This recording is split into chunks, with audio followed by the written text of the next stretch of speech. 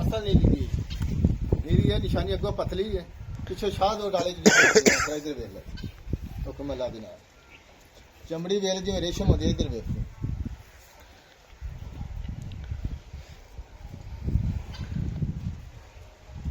कितने दिन लाए सोवन तू तो 4 से 5 दिन काट दिए। अच्छा जी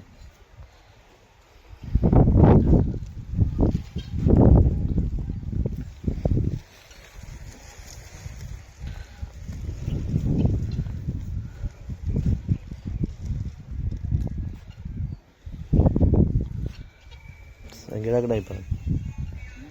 गेड़ा इतों कढ़ा